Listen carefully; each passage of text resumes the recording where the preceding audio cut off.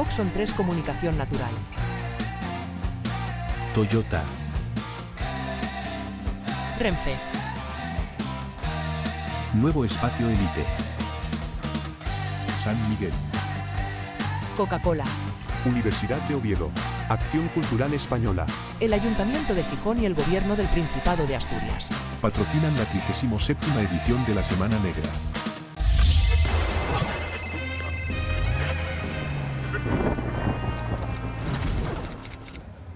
Hola, muy buenas tardes.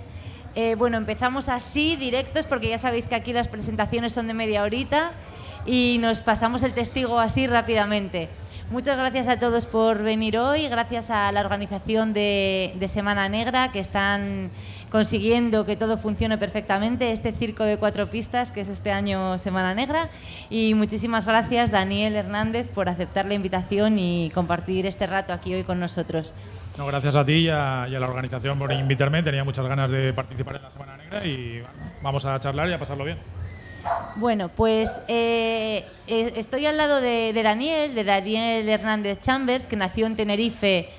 Bueno, yo no voy a decir cuándo porque no soporto estas bios de la Wikipedia, pero ¿por qué tienen que poner el año en el que nacemos, Daniel? Pues nada, Daniel Hernández, tinerfeño, que se trasladó de muy pequeñito a Alicante ya, donde se licenció en literatura inglesa y durante un tiempo estuvo viviendo en Londres. Él también hace traducciones, cosa que admiro profundamente porque ya sabéis que yo siempre en la radio defiendo la labor de los traductores y esta es una demostración. Daniel es una muestra viva de que los traductores, para ser buenos traductores y hacer bien su trabajo, tienen por fuerza que ser escritores, porque lo que hacen también es reescribir.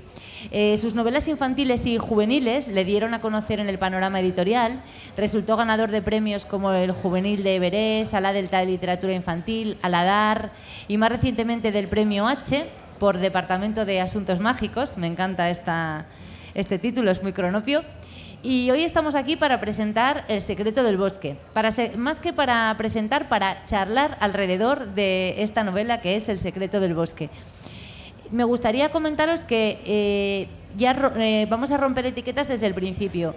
Podemos pensar, o podríais ver en las biografías, en la biografía que anda por ahí circulando en los panfletos, que él es escritor de novela juvenil. Lo primero que te quiero preguntar, Daniel, ¿dónde está esa fina línea?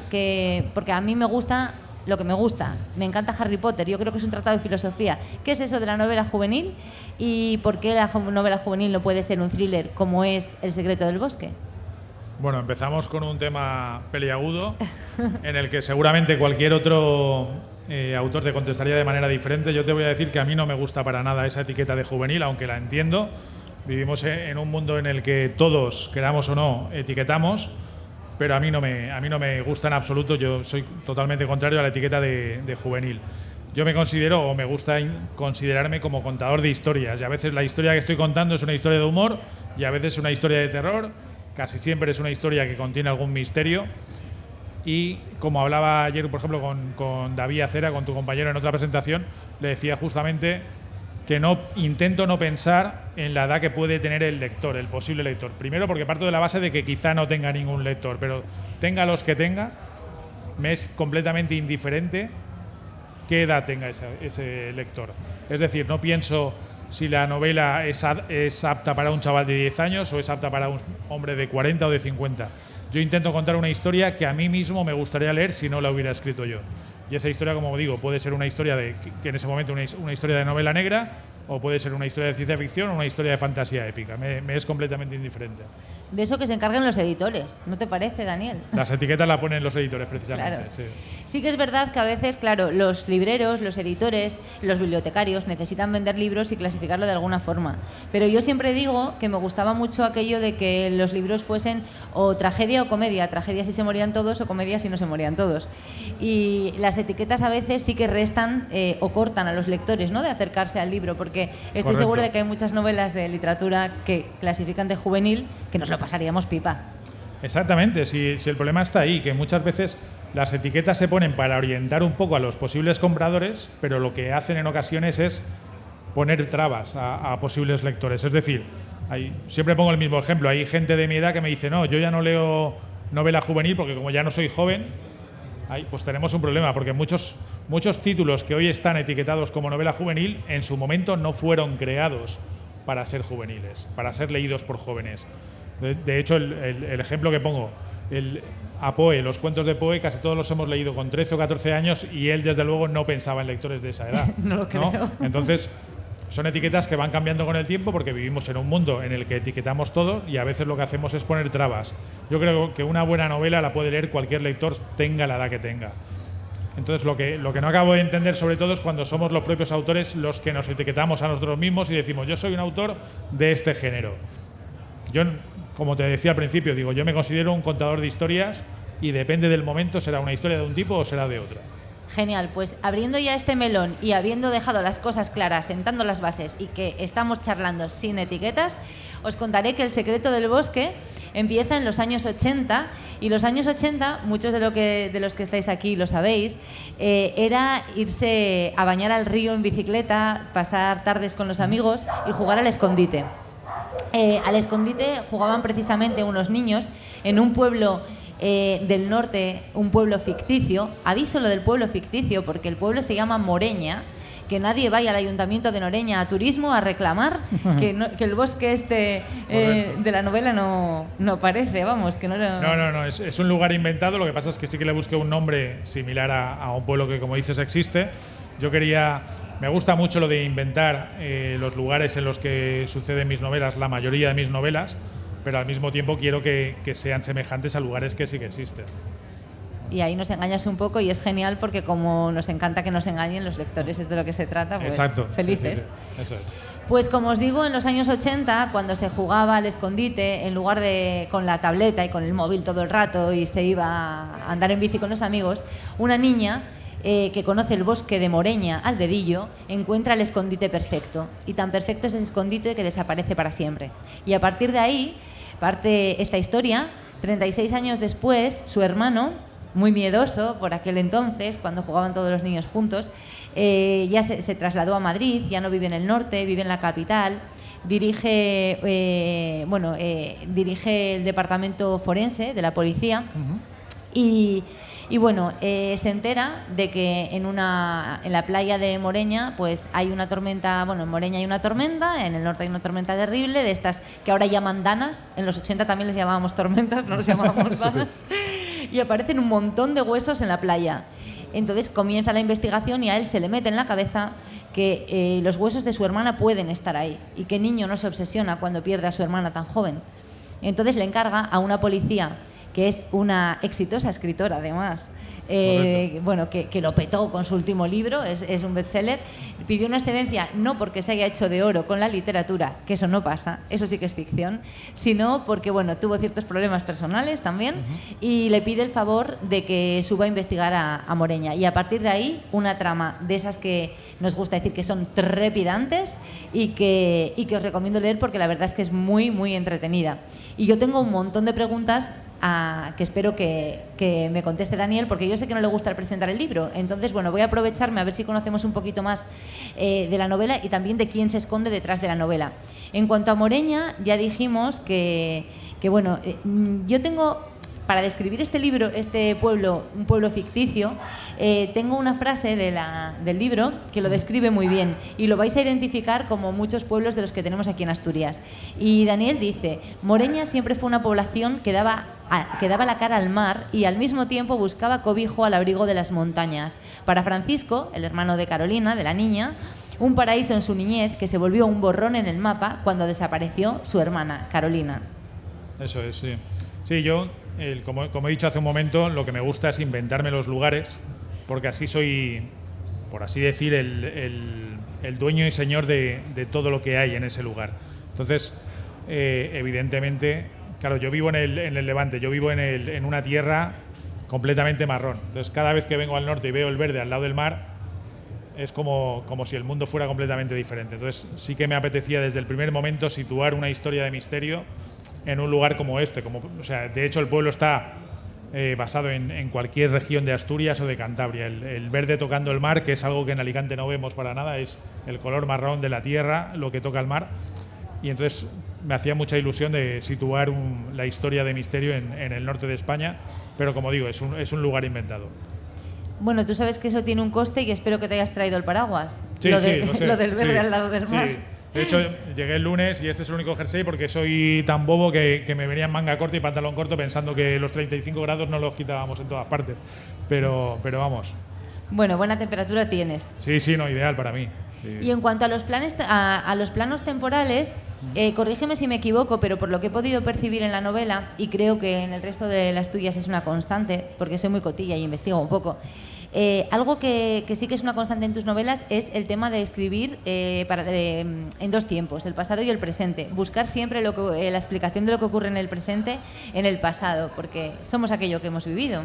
Exactamente, ahí está la cuestión. Yo creo que todo lo que nos pasa en el presente, o casi todo lo que nos pasa en el presente, tiene relación con lo que hicimos, o con lo que vivimos, o con las experiencias que tuvimos en el pasado. Sobre todo, en cierto modo, es la infancia la que nos marca. En el caso de Francisco, uno de los personajes de la novela, lo que le marca, como has comentado tú, es la desaparición de su hermana cuando son muy pequeños, ¿no? En esa partida que hacen al escondite en el bosque, como contabas tú, ella encuentra el que considera que es el mejor escondite y nadie la vuelve a ver. Nadie sabe cuál es ese escondite, entonces eso evidentemente te va a marcar de por vida.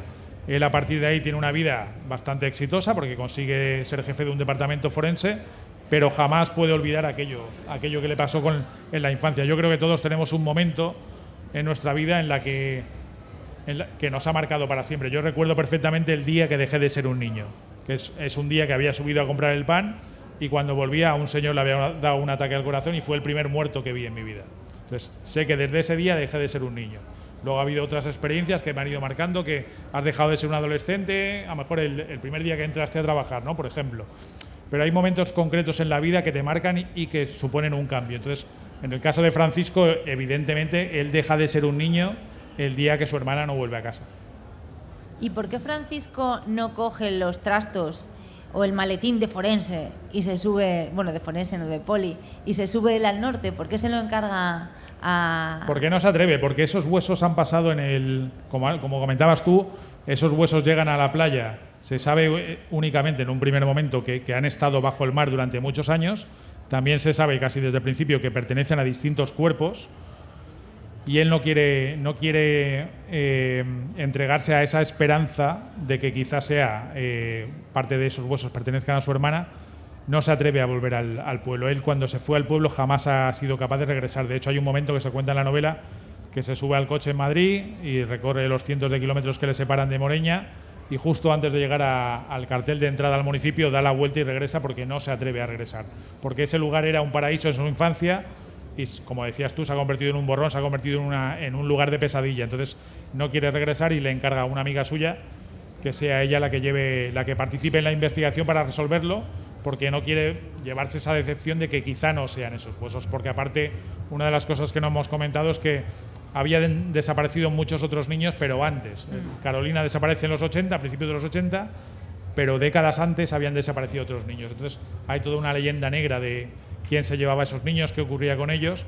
Entonces, evidentemente, la primera sospecha es cuando aparecen los huesos, que quizá pertenezcan a esos niños, pero quizá no a Carolina, sino a los niños anteriores. Entonces, como decía yo antes, que me considero un contador de historias, creo que esta novela no es una historia, sino que es un grupo de historias que se van entrelazando entre sí. Y hablas de los años 60, que es cuando desaparecen esos niños, y en los años 60 tenemos una bruja, tenemos bosques, tenemos un islote, leyendas negras. Para que os deis cuenta... Tenemos un oficial nazi también a finales de los 40, bueno, a mediados de los 40, o sea que hay un montón de personajes diversos en la novela con un montón de historias diferentes. Pero si hablamos de brujas y de bosques y de islotes, podría parecer que estamos hablando, volvemos otra vez a lo de las etiquetas, de una novela juvenil. Pues estamos hablando de una novela negra en toda regla, de lo que llamarían thriller. Claro. Y que un chaval se lo pasaría pipa también leyéndolo. Sí, a ver, humildemente pienso que la novela la puede leer cualquiera a partir de 10 años. Yo creo que la va a disfrutar más un lector adulto en este caso, pero un lector adolescente la puede disfrutar igualmente. Ojalá la disfrute. Seguro. Y la búsqueda. Es un clásico decir que en literatura siempre hay un viaje y siempre hay una búsqueda. El viaje físico lo hay porque van de la capital al norte. Correcto. Pero esa búsqueda es también una constante en toda tu escritura, sí. Daniel. Yo creo que todos andamos siempre buscando algo, ¿no? Aunque sea muchas veces a nosotros mismos. En el caso de la protagonista, que se llama Estefanía Román, que como decías tú es escritora casi por accidente y ha tenido mucho éxito con su primera novela y luego tiene ese temor a la segunda, ¿no? A atreverse a escribir la segunda porque claro, ha subido tanto que igual ya solo le queda bajar, ¿no? A partir de ahí. Entonces, ella está en un impasse en su vida, ha sufrido también una decepción amorosa y ha perdido el niño que esperaba. Entonces, está en un momento crítico de su experiencia vital, por así decir, y esto es como una búsqueda para ver si es capaz de, por un lado, de encontrar a Carolina, que es la niña que desapareció, pero sobre todo, en su caso, es el de encontrarse a sí misma, ¿vale? Entonces siempre estamos buscando, estoy convencido de ello.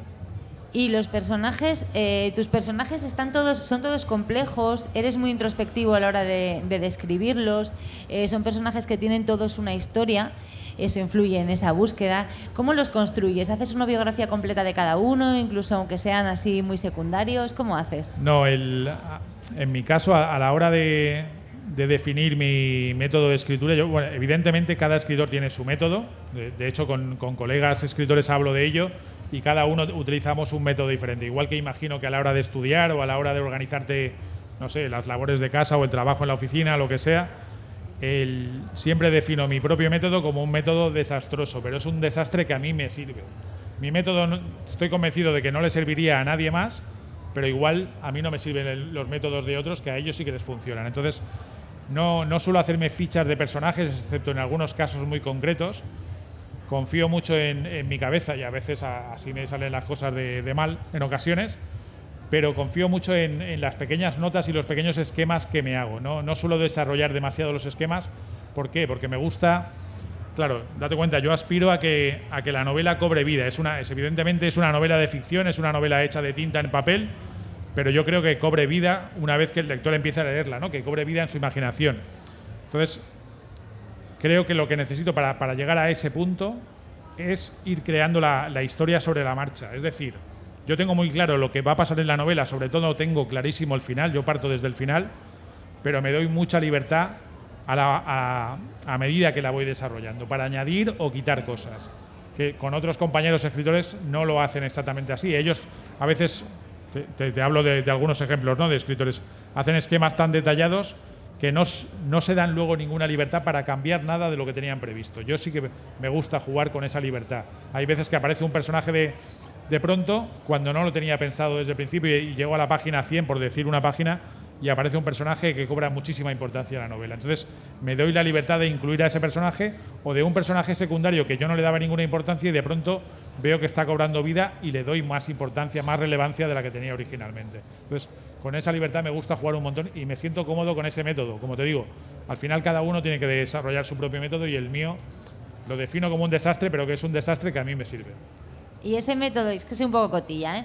Y yo sé que a los lectores también les gusta conocer lo que se esconde ahí detrás. ¿Ese método incluye escribir a mano?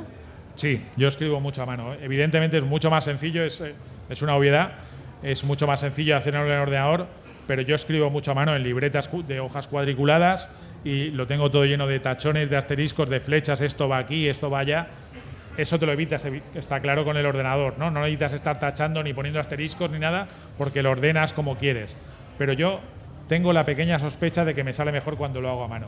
¿Qué ocurre? Que como trabajo en el ferrocarril, he trabajado durante muchos años en estaciones de tranvía, siempre tenía allí mi libreta y escribía a mano entre un tren y otro.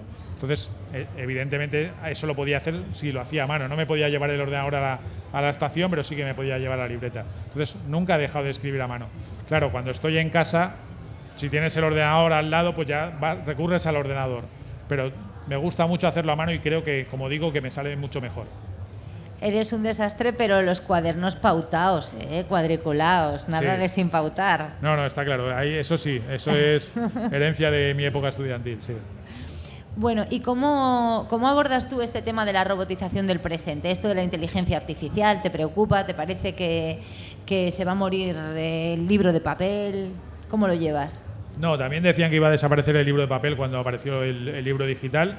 Ha habido países donde el libro digital sí que ha sido un éxito tremendo. Aquí en España yo creo que cada vez se utiliza más, pero el libro de papel sigue estando ahí. Hace años ya decían que iba a desaparecer y ahí sigue, y yo creo que la mayoría de lectores seguimos prefiriendo el leer en papel, ¿no? Yo, en mi caso en particular, solo hablo por mí, me resulta mucho más fácil meterme en la historia cuando tengo el libro en papel que no cuando lo estoy leyendo en un ebook, ¿no? En un dispositivo digital.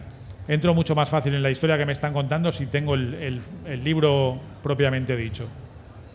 Entonces, en cuanto a la inteligencia artificial, pues seguramente irán apareciendo, si no han aparecido ya, obras escritas con cualquiera de estas inteligencias como el ChatGPT y cualquier nueva, aparecerán. Pero yo creo que la imaginación y el poder que supone esa imaginación nunca va a desfallecer, ¿no? Nunca va a desaparecer del todo, porque a fin de cuentas el ser humano es creador, sea una creación artística, sea lo que sea, todos estamos creando y de hecho todos somos capaces de contar historias. Entonces no creo que la inteligencia artificial elimine eso. ¿Que se cree una nueva competencia? Pues seguramente, pero no veo que vaya a desaparecer la figura del escritor. Es que yo te estaba cotilleando en el podcast, que estabas ahí con David Acera charrando, charrando decimos aquí en Asturias, Sí, charlando, sí. Y hablabas de la imaginación precisamente y automáticamente pensé, eso, la inteligencia artificial no tiene imaginación. Una cosa es la información y otra cosa es el conocimiento, la imaginación y la historia. Así que no nos morimos los escritores. Yo creo que no. A ver, igual llega un momento en el que esa inteligencia artificial sí que es capaz incluso de imaginar, pero hasta ahora, como dices, es una biblioteca inmensa de información y es capaz, o está siendo capaz, de mezclarla de diferentes formas. Pero también está cometiendo muchos errores. Todavía está, digamos, en una de sus primeras fases. ¿Que con el tiempo llegue a imaginar? Pues seguramente, pero eso no eliminará la imaginación que tenemos nosotros mismos. Seguro que no. Y luego, este juego metaliterario que haces, porque es un pequeño juego, el bestseller de Estefanía, La lectora de huesos. Es que, claro, me gusta. Es tan poético el título del libro, La lectora de huesos. Te imaginas a un forense, ¿no? Un arqueólogo forense. ¿Has pensado en escribir este libro? Porque yo solo con el título ya quiero leerlo. Sí, de hecho, claro, de esas ideas locas que se me ocurren de vez en cuando, era eso, escribir por un lado con la autora como protagonista y luego escribir realmente su novela, ¿no? Y incluso se me ocurrió la posibilidad de publicarlo con seudónimo como si fuera ella, ¿no? O sea, hacer ese juego metaliterario que has dicho tú, me resultaría muy atractivo hacerlo, pero todavía no he entrado en ello. Pero sí que... ¿Te das cuenta, Daniel? Eso, la inteligencia artificial no te lo caza. Exactamente. Pero la inteligencia natural sí. Bueno, nos quedan 5 minutillos, nos dicen. Entonces, estoy segura, yo siempre entrevisto a los escritores como una lectora más, porque sabéis que soy lectora por encima de todo. Pero seguro que hay alguna cosa que yo no le he preguntado a nuestro invitado y que a vosotros sí que os apetece. Así que ya sabéis, levantad la mano y os acercamos el micro. Tenemos aquí a Daniel. Aprovechad, si no yo sigo aprovechando los 4 minutos. Bueno, Daniel, cuéntanos si hay otro proyecto aparte de desarrollar esa novela metaliteraria. ¿Estás con algún encargo editorial, alguna cosilla? Sí, bueno, encargos no, son proyectos que nacen en este caso de mí mismo. Ahora en otoño se publican 2 novelas nuevas, una es, 2 obras nuevas, no novelas, una es un conjunto de relatos de diferentes autores me apetecía mucho. ¿Recuerdas La cámara sangrienta de Angela Carter, que es esa revisión de los cuentos populares? Pues me apetecía hacer algo así, pero en vez de con cuentos populares, con mitos, traerlos al presente y escribirlos con colegas escritores a los que admiro. Por ejemplo, Carlos Allen, que acaba de estar en esta mesa, participa en ese libro con el mito de la Odisea, ¿no? de Ulises. Yo he escrito un relato sobre Pandora y ahí somos 9 autores diferentes, cada uno escribiendo un relato, como si el mito ocurriera ahora en el presente en vez de la época, ¿no? Todos ellos mitos griegos. Y el otro libro que va a salir en otoño es esto, que es una creación entre un montón de autores, digamos. O sea, yo soy el principal autor, pero luego todos los lectores participan, que es algo que ya hice el año pasado. Lectores de diferentes centros escolares, tanto de España como de Guatemala, El Salvador, Perú, Uruguay, etcétera. Ellos, después de cada capítulo, van sugiriendo la continuación. Como aquellos libros de nuestra infancia de Elige tu propia aventura. En este caso, después de cada capítulo, los lectores entran y sugieren cómo continuar, ¿no? A partir de 3 opciones que les doy yo. Entonces, la opción más votada, yo tengo que tirar por ahí, escribir el siguiente capítulo y así durante varios capítulos hasta el final. Entonces es como una creación. Si a veces una novela la escriben 2 autores, pues en este caso somos varios cientos o varios miles de autores creando una misma obra. Con lo cual es una experiencia maravillosa, pero vertiginosa también y que da mucho vértigo. Pero qué chulo para fomentar la literatura y para fomentar la lectura entre los más jóvenes. Claro que sí, porque ellos se sienten no solo como lectores, sino como partícipes y hasta cierto punto escritores también. Es muy guapo. Bueno, pues yo solamente te diría que por favor, espero que Pandora no escuche reggaetón. No, ya te digo yo que no. y estaremos pendientes de tu trabajo. Muchísimas gracias por estar aquí con nosotros hoy.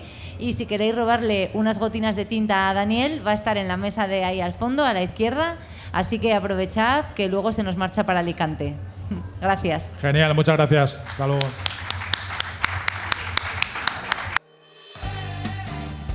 Oxon 3 Comunicación Natural. Toyota. Renfe. Nuevo Espacio Elite. San Miguel. Coca-Cola. Universidad de Oviedo. Acción Cultural Española. El Ayuntamiento de Gijón y el Gobierno del Principado de Asturias. Patrocinan la 37ª edición de la Semana Negra.